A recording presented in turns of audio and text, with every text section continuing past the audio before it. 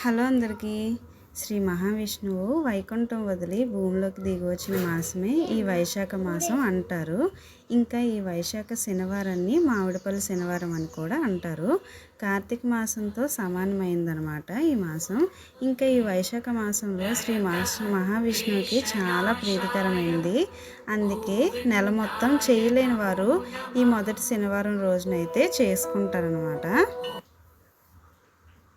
ఇంకా నేను కూడా నెలంతా చేయలేను కాబట్టి పిల్లలతోని మొదటి శనివారం రోజునైతే ఈ పూజ అయితే చేసుకున్నాను.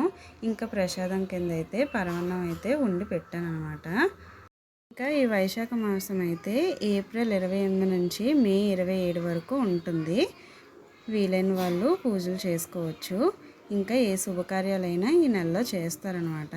ఇంతవరకు చూసారంటే మన వీడియోకి లైక్ చేయడం మర్చిపోవద్దు, సబ్స్క్రైబ్ చేయడం అసలు మర్చిపోవద్దు. Thank you for watching.